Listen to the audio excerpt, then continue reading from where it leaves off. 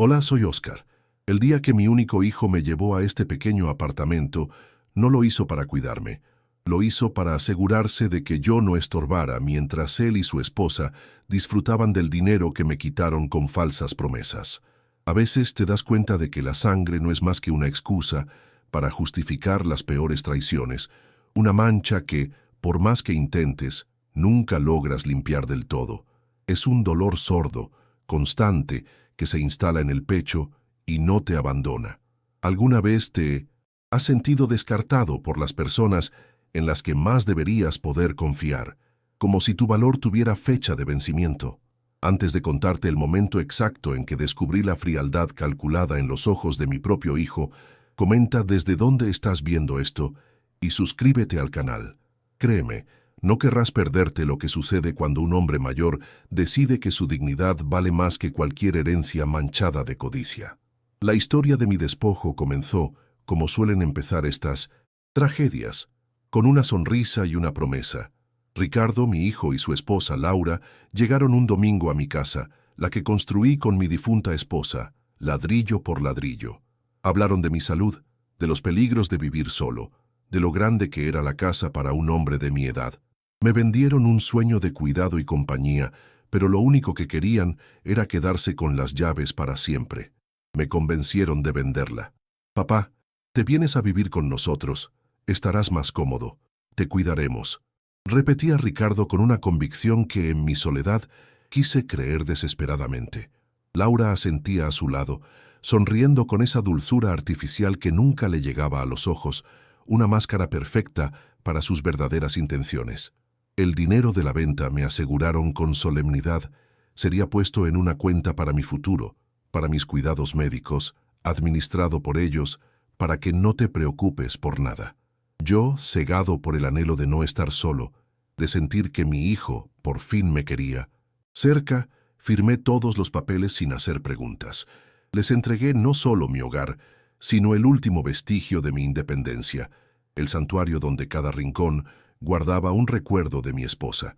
Pero la mudanza no fue a su moderna y espaciosa casa en el barrio acomodado. En su lugar, me trajeron aquí, a este apartamento de un solo dormitorio en un edificio viejo, con paredes que dejan pasar todos los ruidos y un persistente olor a humedad. Es solo temporal, papá. Mientras adaptamos un cuarto, para ti en casa, fue la excusa que me dieron ese primer día, mientras dejaban las cajas en el suelo y se iban con prisa. Esa temporalidad ya se ha extendido por 5 largos años. Las visitas de Ricardo se volvieron llamadas cortas, llenas de pretextos y promesas vacías. Laura nunca más volvió a aparecer. Me dejaron aquí, rodeado de muebles baratos que no eran míos, con el eco de su traición resonando en el silencio de cada noche. Mi única luz en toda esta penumbra es mi nieta, Sofía. Ella es la única que viene a verme cada semana, sin falta. Es una joven universitaria con el alma noble de su abuela, llena de una calidez genuina que sus padres parecen haber olvidado cómo sentir. En sus ojos veo la misma honestidad que tenía mi esposa, y a veces me duele mirarla, porque sé que ella sufre por la inexplicable frialdad de su padre hacia mí, sin entender la verdadera razón. Me trae comida casera, me ayuda con las compras, y lo más importante, se sienta en el viejo sofá a escuchar mis historias. No he tenido el corazón para contarle la verdad, para destruir la imagen que aún tiene de su padre, así que cargo con este secreto en silencio, por protegerla a ella. Pero lo que ni Ricardo ni Laura, ni siquiera mi dulce Sofía saben, es que ellos no se quedaron con todo. En una vieja caja de lata que guardo bajo mi cama, junto a las fotos de mi esposa, descansa algo que ella me dejó mucho antes de irse. Un regalo para el futuro, lo llamó ella con una sonrisa.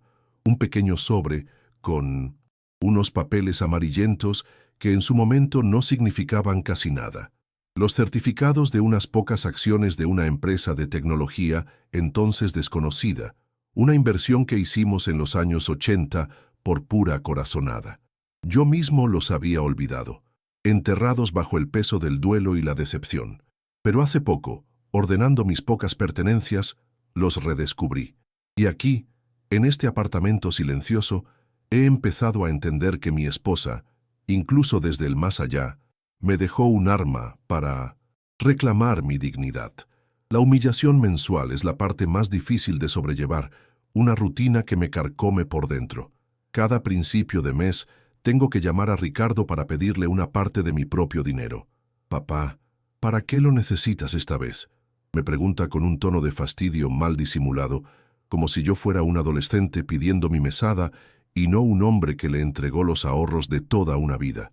Le explico con la voz temblorosa que necesito para el supermercado, para los medicamentos de la presión, para pagar la luz. Él siempre suspira, me hace sentir como una carga insoportable, y luego me transfiere una cantidad mínima, apenas suficiente para sobrevivir, recordándome que debo administrarme mejor. Cuelgo el teléfono sintiendo una mezcla de rabia y vergüenza que me quema el estómago. Es mi dinero, pero me lo entregan como si fuera una limosna. Este apartamento es una tumba en vida, un depósito de muebles ajenos y soledad. Las paredes son tan delgadas que escucho las discusiones de los vecinos, la televisión del de arriba, el llanto del bebé del de al lado. Son los sonidos de vidas que continúan, mientras la mía parece haberse detenido el día que crucé esta puerta. Por la noche, el silencio es peor. Se llena con los fantasmas de mi antiguo hogar, el olor del café que preparaba mi esposa por las mañanas, el calor de la chimenea en invierno, el sonido de mis propias herramientas en el garaje. Aquí no hay nada de eso, solo el olor a humedad que se pega a la ropa y un frío que no viene del clima, sino de la certeza del abandono. Cada grieta en la pared es un recordatorio de la promesa rota de mi hijo. La visita semanal de Sofía es mi único ancla a la vida, pero también una fuente de un dolor sutil y constante. Cuando llega, su juventud y su risa llenan este espacio opresivo, y por un par de horas casi olvido dónde estoy. Sin embargo, en medio de nuestras conversaciones, siempre surge la pregunta inevitable: ¿por qué papá ya no viene a verte, abuelo? Hice algo malo, y yo tengo que mentirle. Tengo que inventar excusas sobre su trabajo, sobre lo ocupado que está, para proteger la imagen de un padre que no lo merece. Cada mentira es una pequeña traición a mi nieta, y siento el peso de esa falsedad en mi pecho. La miro a los ojos tan llenos de inocencia, y me pregunto cuánto tiempo más podré sostener esta farsa antes de que la verdad nos destruya a ambos. Hace un par de semanas, el calentador de agua dejó de funcionar. Pasé 2 días bañándome con agua helada antes de atreverme a llamar a Ricardo. Cuando finalmente contestó, su voz era impaciente. «Papá, ahora estoy en una reunión importante. No puedo ocuparme de eso», me dijo bruscamente. Le expliqué que era una necesidad, que el frío era insoportable. «Bueno, veré si puedo mandar a alguien mañana».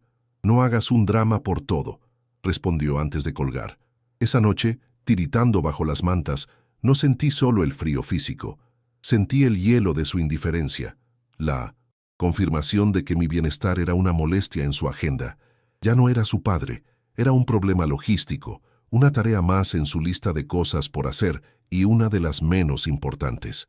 A veces, mientras miro por la ventana el triste patio interior del edificio, mi mente me transporta a la tarde en que firmé los papeles de la venta de mi casa. Recuerdo la mano de Laura sobre la mía, su sonrisa que parecía tan compasiva. «No te preocupes por nada, Oscar. Nosotros nos encargaremos de todo. Vas a estar tan bien cuidado», me dijo. Ricardo estaba a mi lado asintiendo, con una expresión de seriedad que yo confundí con responsabilidad. «Es lo mejor para ti, papá. Confía en nosotros». Confié. Les di las llaves de mi mundo, el lugar donde crié a mi hijo y amé a mi esposa, creyendo en una promesa que se disolvió en el aire en cuanto el dinero llegó a su cuenta. Esa memoria ya no me trae nostalgia, sino una rabia sorda y amarga. La tristeza inicial que sentí en este lugar se ha ido transformando lentamente en una especie de claridad helada. Ya no lloro por las noches. En cambio, paso las horas despierto, atando cabos. La prisa por mudarme, la elección de este apartamento barato y alejado, el control férreo sobre mis finanzas, nada de esto fue una casualidad o una medida temporal. Fue un plan, ejecutado con una frialdad que me cuesta atribuir a mi propio hijo. El descubrimiento de esas viejas acciones que mi esposa me dejó no fue un milagro, Fue una llamada de atención. Fue como si ella, desde donde esté, me estuviera diciendo que dejara de ser una víctima y empezara a ver la realidad. Y la realidad es que me despojaron de todo deliberadamente, pensando que yo ya no tenía fuerzas para luchar. Mi rutina ha cambiado. Ya no solo espero la visita de Sofía.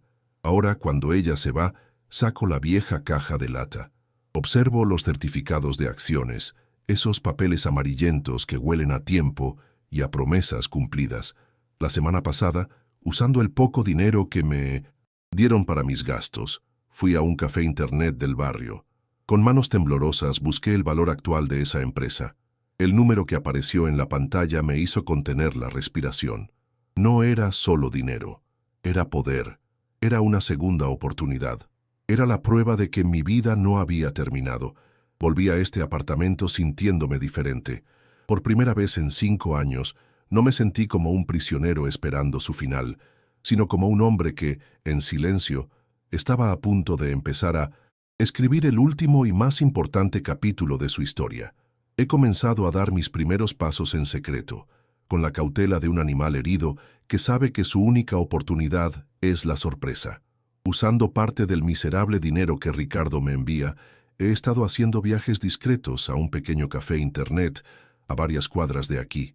Allí, con manos que todavía tiemblan un poco, no por la edad, sino por la adrenalina, he aprendido a navegar este nuevo mundo digital. Contacté a un asesor financiero, un hombre joven cuya voz por teléfono sonaba profesional y sobre todo discreta. Le envié copias de los certificados de mi esposa por un correo seguro. Su respuesta llegó un día después. Un correo electrónico que tuve que leer 3 veces para asimilarlo. El número era aún más grande de lo que había imaginado. El poder que sentía no era de riqueza, sino de justicia. Por primera vez en años, sentí que el futuro no era un abismo, sino un campo de batalla que yo mismo había elegido. La vida, sin embargo, tiene una forma cruel de recordarte tu presente. Hace una semana, un dolor agudo y punzante se instaló en mi mandíbula. Una muela, una de las pocas que me quedan, decidió que su tiempo había terminado. El dolor era constante, una tortura que no me dejaba dormir ni comer.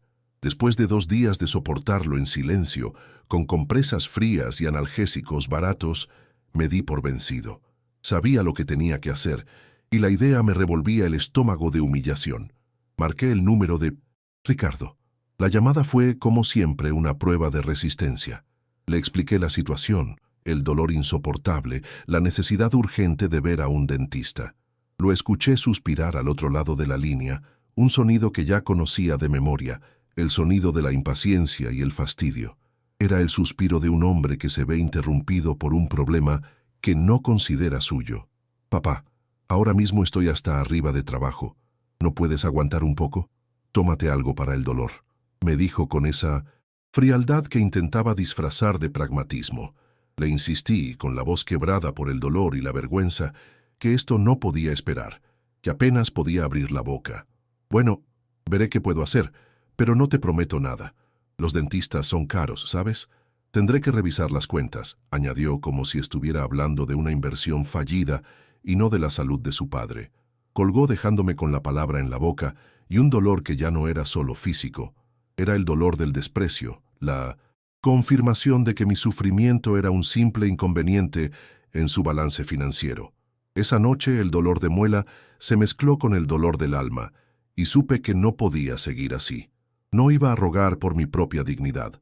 A la mañana siguiente, el dolor era una brasa ardiente en mi cara, pero algo dentro de mí había cambiado. La humillación de la noche anterior había apagado la última chispa de esperanza que pudiera tener en mi hijo. Ya no sentía tristeza, sino una rabia fría y calculadora. Recordé que entre las pocas cosas que traje de mi antigua casa estaba mi vieja cartera, y dentro de ella una tarjeta de crédito que no usaba en más de una década, pero que nunca cancelé. Era un vestigio de mi otra vida, de cuando yo era el proveedor, el que tomaba las decisiones.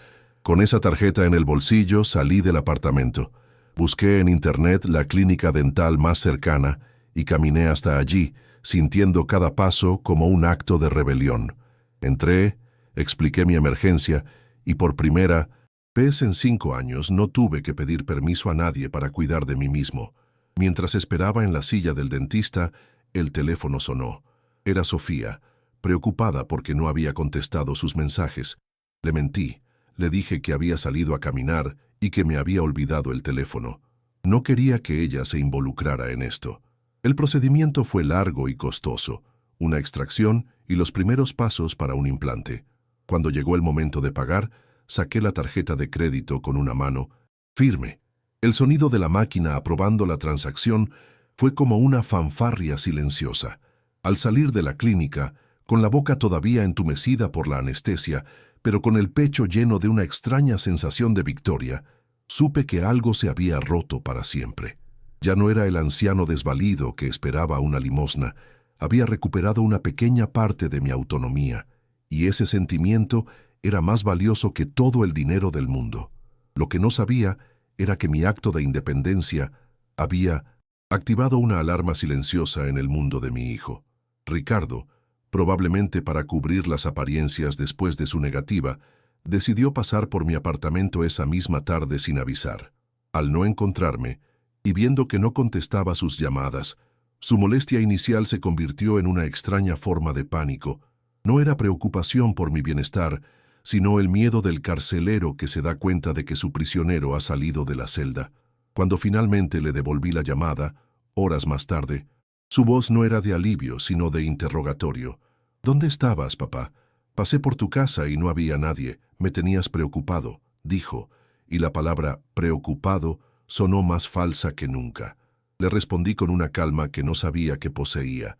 Le conté, sin dar demasiados detalles, que había tenido un problema dental y que ya lo había solucionado. Hubo un silencio al otro lado de la línea, un silencio cargado de cálculo y sospecha. Y entonces llegó la pregunta que lo cambió todo. «¿Y cómo lo pagaste?», preguntó Ricardo, su tono despojado de cualquier falsa cordialidad. La pregunta no era sobre mi salud, sino sobre el dinero. Era la pregunta de un auditor, no de un hijo. En ese momento, entendí que él no me veía como su padre, sino como una cuenta bancaria que se suponía debía controlar. Me limité a responder: «Yo me encargué, Ricardo, no te preocupes», pero sabía que él sí se preocuparía. Por primera vez, había una pieza en el rompecabezas que él no podía colocar, una variable que no entraba en su ecuación de control. La semilla de la duda había sido plantada, y sentí que la tierra bajo sus pies comenzaba, muy lentamente, a temblar. La llamada sobre el dentista encendió una mecha en la mente de Ricardo. Su calma fingida se evaporó y fue reemplazada por una paranoia palpable. Empezó a aparecerse en mi apartamento sin avisar, con excusas cada vez más débiles, que estaba pasando por la zona, que se le había olvidado preguntarme algo sin importancia. No me traía comida ni ayuda, solo venía a inspeccionar. Lo sentía en su mirada que recorría el pequeño espacio como si buscara una prueba, un indicio de mi nueva e inexplicable independencia. Cada vez que su llave giraba en la cerradura sin previo aviso, mi corazón daba un vuelco. Ya no era solo un prisionero del abandono, ahora era un sospechoso bajo la vigilancia constante de mi propio carcelero. La presión se sentía en el aire, densa y eléctrica, como la calma que precede a una tormenta violenta. Viendo que su táctica de intimidación no funcionaba, Ricardo cambió de estrategia, adoptando una máscara de arrepentimiento y solicitud que resultaba aún más repugnante. Una tarde llegó con bolsas del supermercado llenas de productos caros que yo nunca compraba. Incluso Laura lo acompañó, con una sonrisa forzada y preguntando por mi salud, con un interés que jamás había mostrado. Hablaban de enmendar las cosas, de que habían estado muy ocupados, pero siempre pensando en mí. Era un teatro burdo y transparente. Cada pregunta sobre cómo me sentía o si necesitaba algo era una sonda, un intento torpe de descubrir la fuente de mi nueva autonomía. Yo les seguía la corriente, con respuestas monosilábicas y una amabilidad vacía, pero por dentro sentía un asco profundo. Estaban pescando, y yo sabía que el cebo era mi dignidad. El universo a veces tiene un sentido del humor macabro.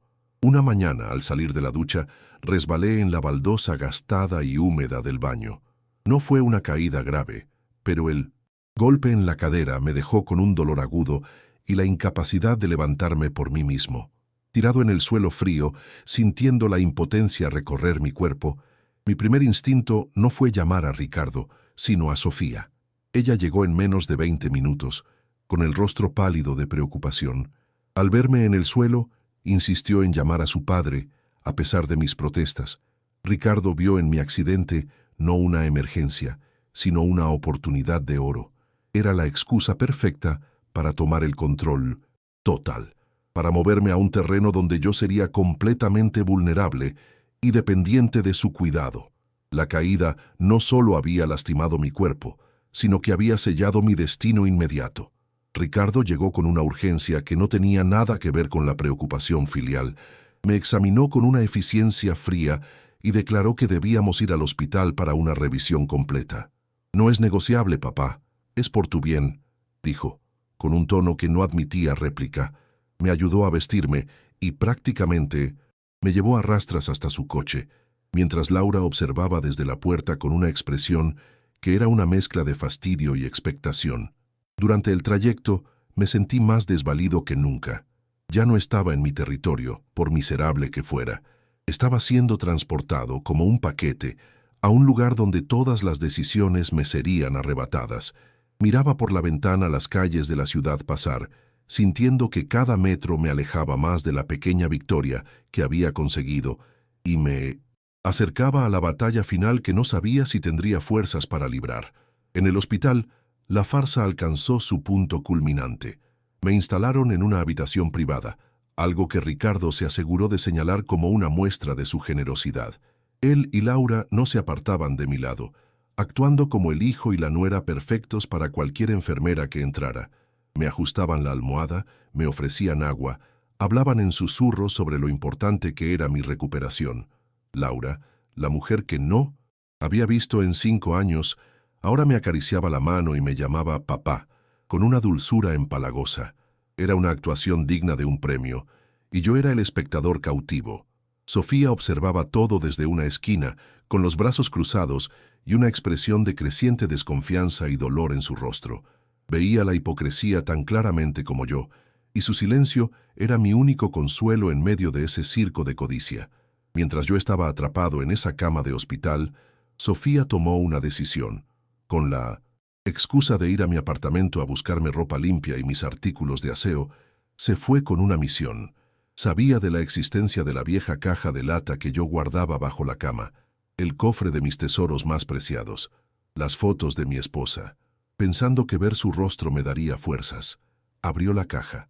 Junto a las fotografías descoloridas, encontró el sobre amarillento con los certificados de acciones y las hojas que yo había impreso en el café internet, con las cifras que cambiaban nuestras vidas.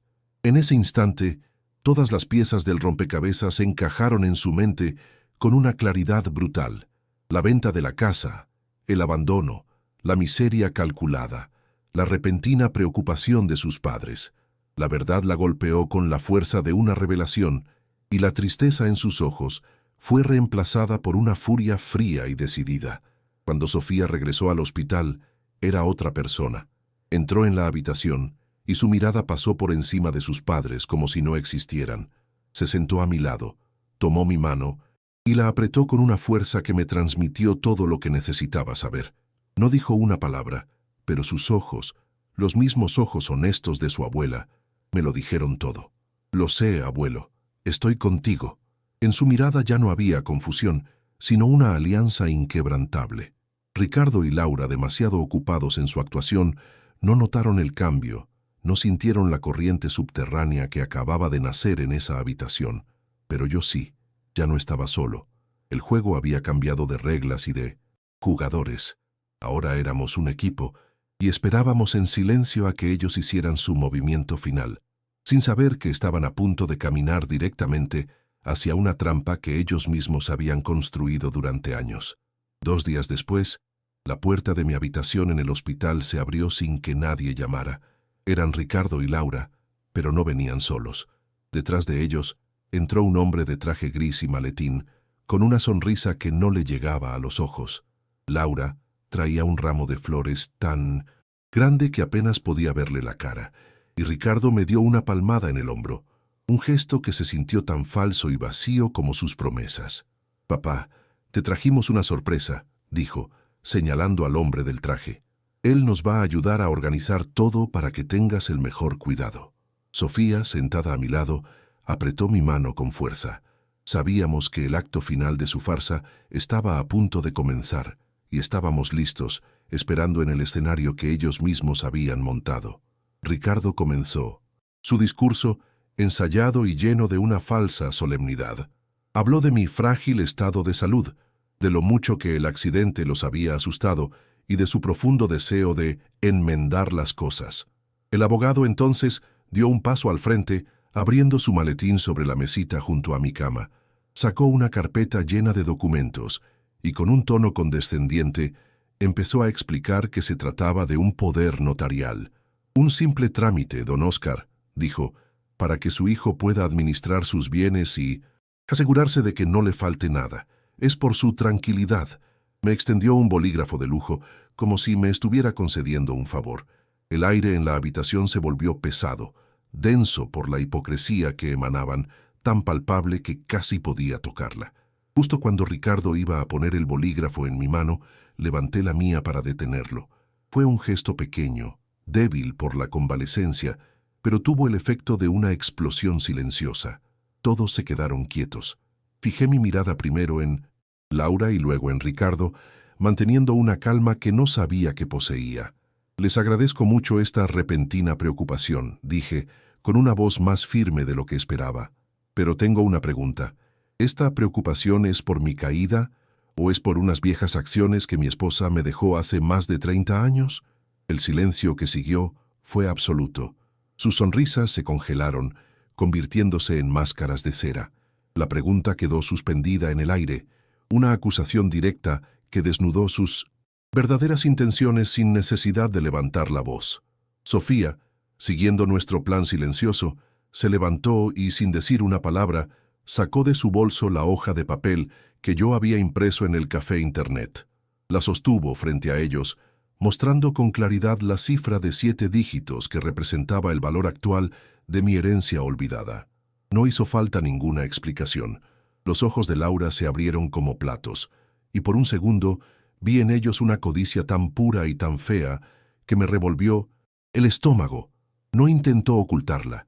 Ricardo, por su parte, se puso pálido, como si toda la sangre le hubiera abandonado el rostro.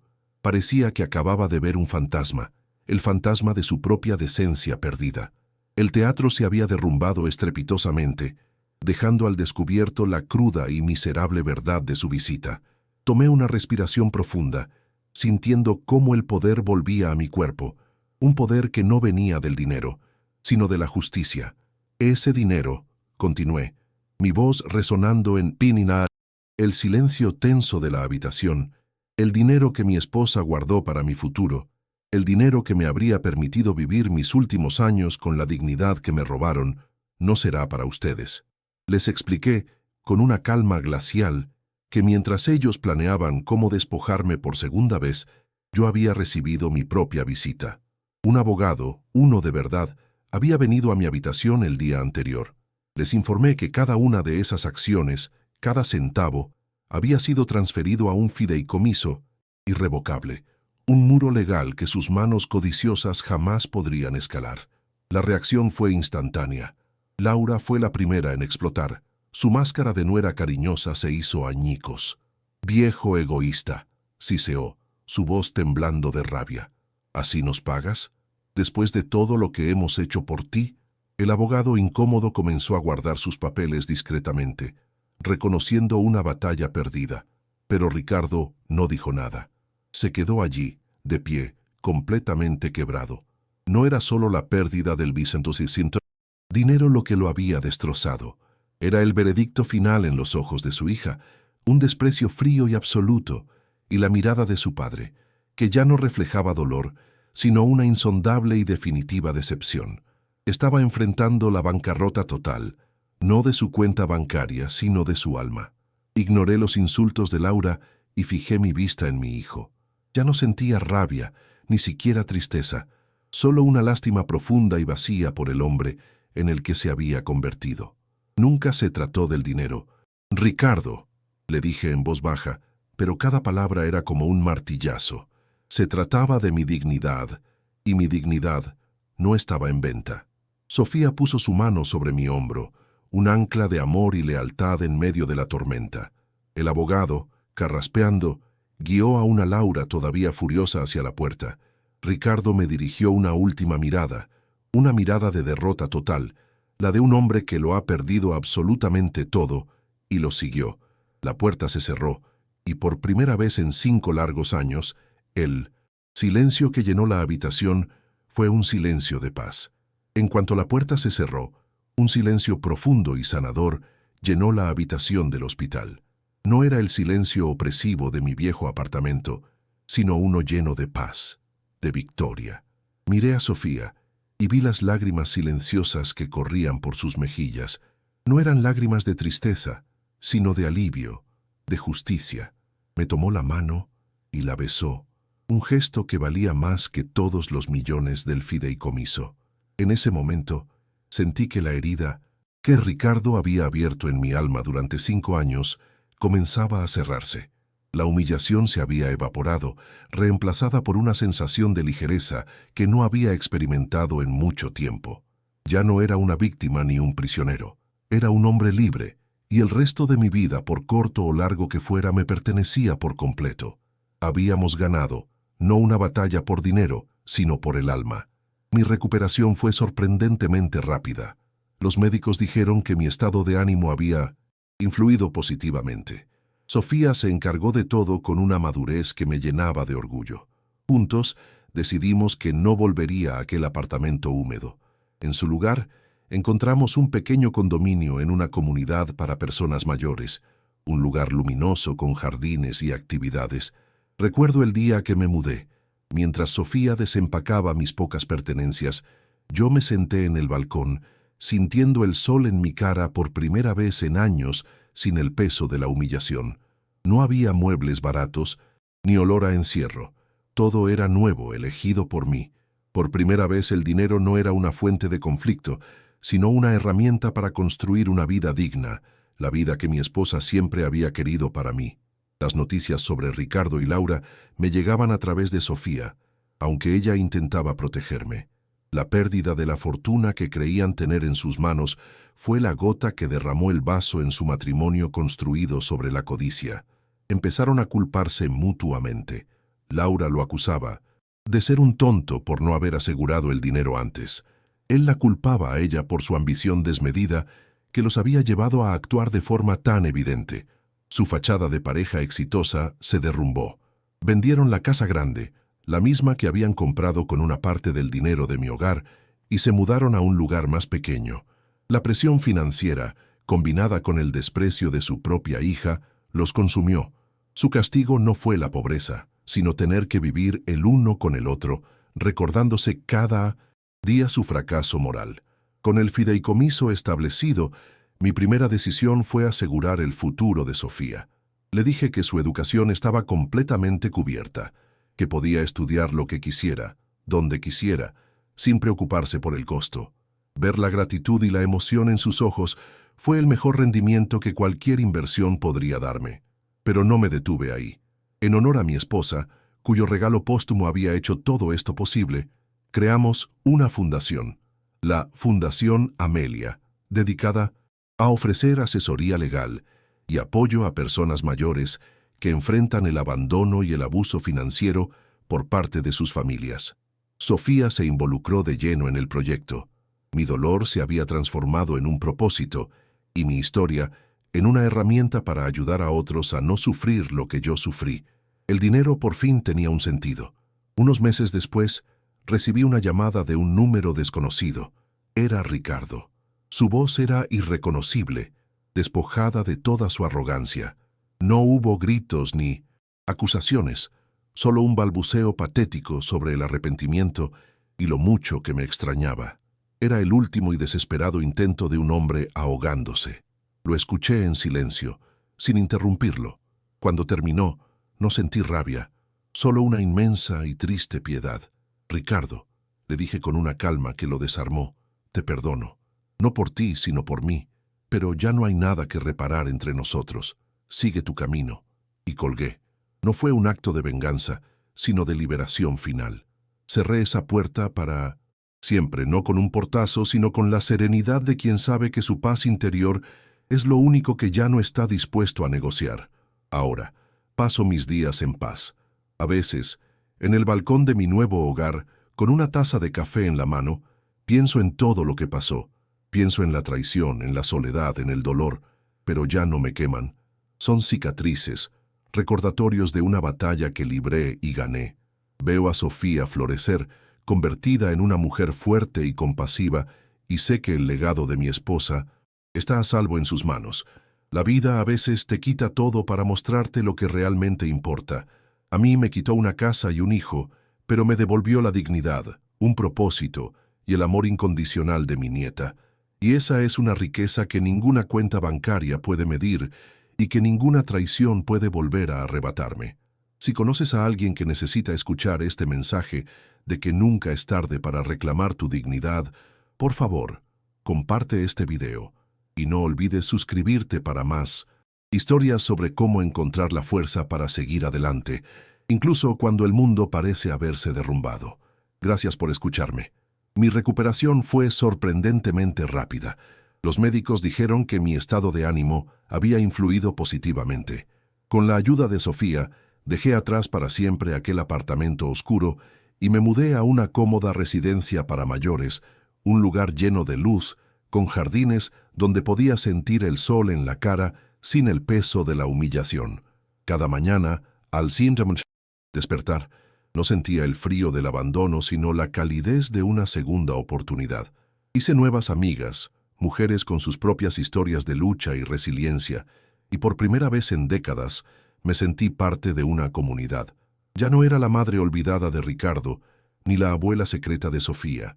Era simplemente Elena, una mujer que había decidido que el final de su historia lo escribiría ella misma, con sus propias reglas y con una paz que nadie podría volver a quitarle. La relación con Sofía se transformó en algo aún más profundo. Ya no era solo el vínculo entre una abuela y su nieta, éramos socias en una misión. Ella, con una madurez que me llenaba de orgullo, se hizo cargo de administrar el fideicomiso con una responsabilidad y una ética intachables.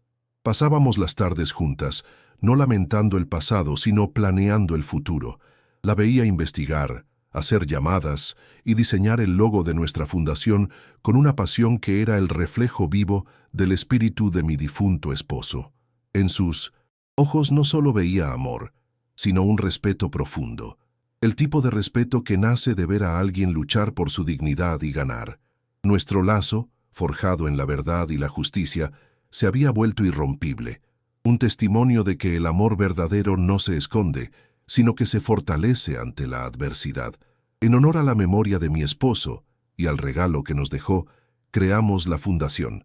La llamamos El Faro de Elena, un lugar para guiar a otros que navegan en la oscuridad del abuso y el abandono familiar.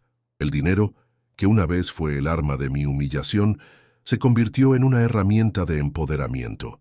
Financiamos asesoría legal gratuita, apoyo psicológico y creamos grupos de ayuda para personas mayores que habían sido despojadas por sus propias familias.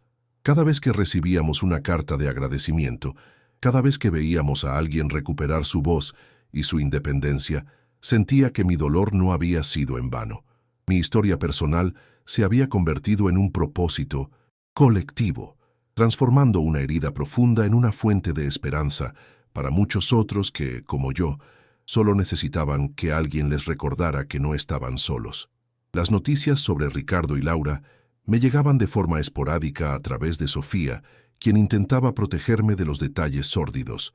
La implosión de su matrimonio fue tan predecible como patética. Sin la zanahoria de mi fortuna para perseguir, su alianza basada en la codicia se desintegró. Se culparon mutuamente en una espiral de recriminaciones que los consumió. Vendieron la casa grande y su vida de apariencias se vino abajo. Su castigo no fue la ruina económica, sino algo mucho peor, la condena de vivir con el vacío de sus propias almas, con el desprecio de su hija como un espejo constante de su fracaso moral. No sentí alegría por su caída, solo una profunda y distante lástima. La vida misma se había encargado de cobrarles la cuenta de una manera mucho más precisa y dolorosa de lo que yo jamás hubiera podido imaginar. Mientras veía a Sofía florecer, convertida en una abogada brillante y compasiva, dedicada a nuestra fundación, comprendí la lección final que la vida me había reservado. El diario no solo había revelado un secreto familiar, sino una verdad universal. El dinero nunca fue el premio, fue simplemente la llave que me permitió abrir la puerta de mi propia jaula. La verdadera riqueza no era la que mi esposo había invertido en acciones, sino la que yo había cultivado en mi interior durante años de silencio y dolor, la dignidad. Esa dignidad que me negué a seguir negociando en la cama de un hospital. El verdadero tesoro fue el amor incondicional de mi nieta, un amor construido sobre la verdad que brilló con más fuerza cuando la oscuridad era más densa. Si esta historia te ha conmovido, o si conoces a alguien que se siente invisible y necesita recordar su propio valor, por favor, comparte este mensaje de fortaleza. A veces, la batalla más importante es la que libramos por nosotros mismos. No olvides suscribirte para escuchar más historias que nos recuerdan que nuestra valía no la definen los demás, sino la dignidad que nos negamos a perder, sin importar el costo. Gracias por acompañarme hasta el final.